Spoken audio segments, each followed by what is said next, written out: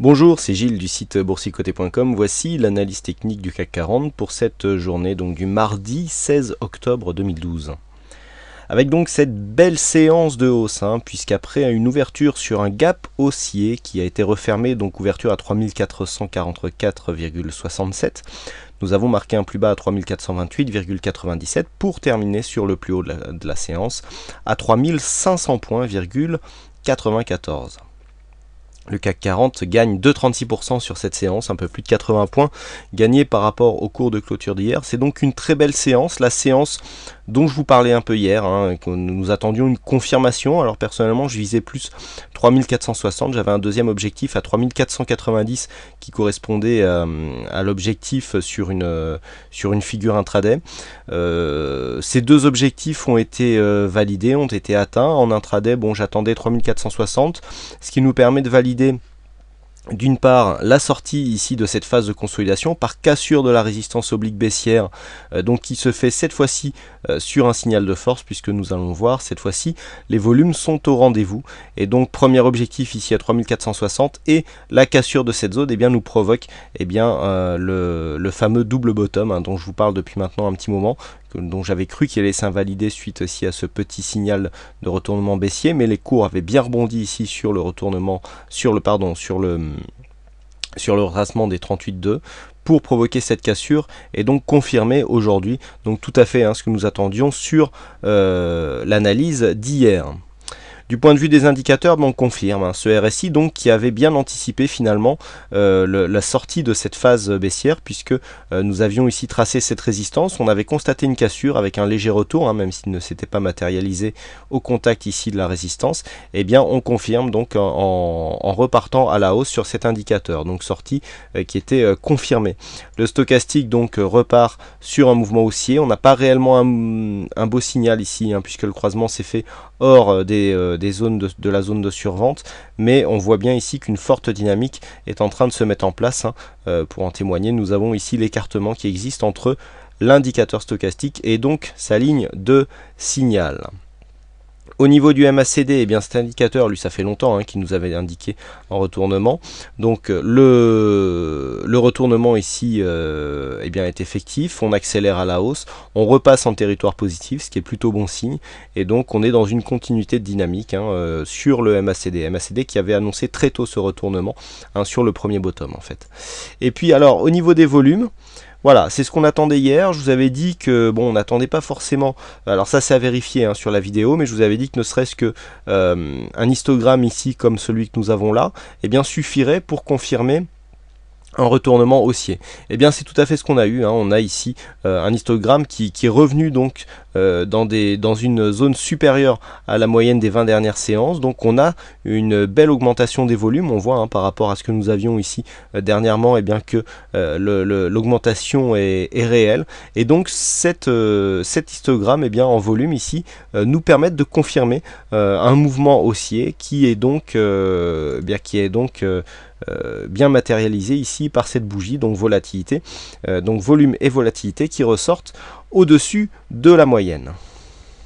Voilà donc la configuration. Donc on revient sur un scénario d'un possible double bottom. Donc je rappelle, pour le double bottom, on a ici le premier bottom et donc la ligne de coup qui se trouve ici.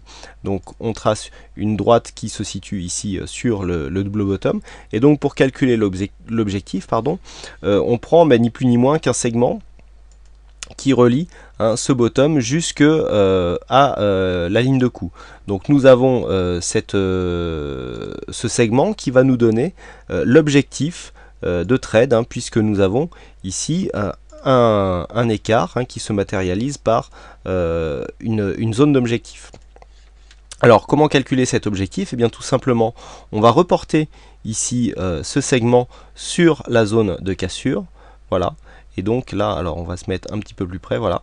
Et donc là, on vient mesurer, et donc c'est bien les 5170 dont je vous parlais sur la précédente vidéo, en cas de cassure ici, que nous avons comme objectif de double bottom. Donc pour l'instant cet objectif est validé. Alors attention, on est parti d'une manière assez directe au niveau de cette tendance. Il pourrait bien y avoir ici une phase de consolidation qui pourrait très bien revenir sur les 3460 avant de remonter et atteindre l'objectif. On a 2 ou 3 jours pour atteindre cet objectif et rester dans le timing du double bottom. En ce qui concerne donc la tendance, on est clairement passé en flux haussier puisque nous avons cassé ce point haut significatif, nous sommes sortis de cette phase baissière et donc nous marquons une phase dynamique relativement puissante à la hausse, qui en témoignent les volumes.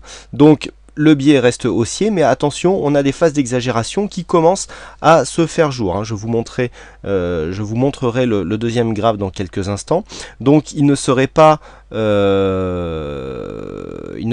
étonnant, à mon sens, d'avoir une phase de consolidation qui se matérialise, dont l'objectif se situera ici à 3460. Donc pour ceux qui ont manqué le signal de hausse, il y en a, j'en ai vu qui le signalaient sur le chat, on pourra avoir, semble-t-il, une possibilité de remonter ici sur cette tendance suite à un retour en consolidation sur cette zone des 3460. Bon, il faudra être vigilant, c'est un objectif probable, mais rien ne dit qu'on va y arriver. Idem, tout à l'heure, je vous montrerai donc les bandes d'exagération, fameuses bandes d'exagération dont certains aiment bien parler sur le chat. Je vous montrerai que ces bandes correspondent à des probabilités, mais il n'y a rien de sûr à 100%, et donc on est en train là de parler de choses qui pourraient arriver. Quoi qu'il en soit, nous terminons sur le plus haut de la séance, c'est encore un signe de force, donc la tendance court terme, même si on a ici une phase de consolidation demain, est largement orientée à la hausse. Donc voilà le graphe dont je vous parlais à l'instant. Donc nous retrouvons ici cette zone dynamique et cette hausse.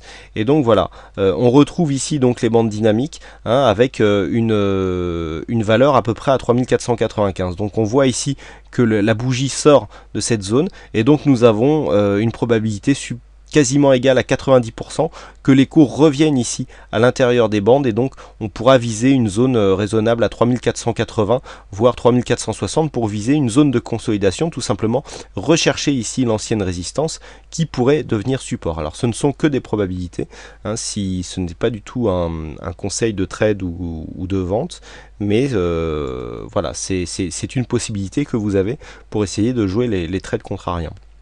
Donc pour synthétiser sur cette analyse, qu'est-ce que nous avons? Nous avons une phase de hausse qui se met en place avec des premiers signes d'exagération, mais très court terme, c'est-à-dire là on peut très bien viser une consolidation sur une journée et ensuite repartir à la hausse. Donc il faut faire attention, le mouvement est très violent, j'en ai vu beaucoup qui voulaient shorter ici à 3460, personnellement je n'étais pas du tout placé là-dedans puisque on a ici un potentiel dynamique relativement fort puisqu'on part ici d'une zone relativement basse. Hier je vous parlais d'une zone ici de points bas avec un système de relativité par rapport à la bande de Bollinger. On était ici sur une phase où on était sur un rebond potentiel, donc un rebond technique. Quand on vise l'objectif, il reste encore beaucoup de marge avant d'atteindre les premiers signaux d'exagération journaliers. Là on est sur une phase un peu plus court terme que l'indicateur est un peu plus réactif que ce que nous avons ici en journalier. Donc ici la tendance est réellement orientée à la hausse, très violente, donc attention aux shorts à contre-tendance, toujours à prendre avec des pincettes et surtout avec des petites expositions. Donc en cas de dépassement ici de cette zone des 3507, nous avons donc 3506 ici comme résistance, donc dépassement des 3506 pourrait provoquer une continuité. Alors on a une zone ici intermédiaire à 3540, puis après ce sera 3575 le prochain objectif, avec ici une zone de résistance, et en cas de cassure la zone des 3600, les derniers plus hauts annuels. On a ici des zones intermédiaires qui s'intercalent au niveau du graphe, mais donc les objectifs pour demain en cas de dépassement ici est 3506, dans la continuité ici 3540, nous avons un gap baissier ici à refermer qui avait été partiellement refermé par ces deux bougies mais qui reste toujours ouvert, et donc ce sera le prochain objectif. Par contre ici à la baisse Tant qu'on ne revient pas sous 3460, on reste fortement haussier. Le fait de revenir ici sur, par exemple, 3416 n'invaliderait pas la phase baissière, puisqu'on est quand même sur une zone où les plus bas sont relativement bas, mais enlèverait de la dynamique à ce mouvement, puisqu'on reviendrait ici sous la bougie du jour, et donc ça mettrait un petit coup de frein à la dynamique, même si le fond de tendance restait lui plutôt orienté à la hausse. Donc les zones à retenir pour demain, 3460 et donc 3506 à la hausse. Voilà donc pour cette analyse technique. Alors aujourd'hui c'est Ardeli qui a gagné au jeu du fixing, donc bravo à lui. Et puis quant à moi, il ne me reste plus qu'à vous souhaiter à toutes et à tous une bonne soirée devant le match ou devant le webinaire de ce soir, je vous rappelle, à partir de 19h. J'espère vous retrouver nombreux, vous êtes déjà plus de 100 inscrits à ce webinaire, ça s'annonce déjà comme un succès. Voilà, écoutez, je vous souhaite une bonne soirée, bonne chance dans votre trade futur et je vous donne rendez-vous dès demain pour de prochaines analyses techniques en vidéo. Bonsoir à tous.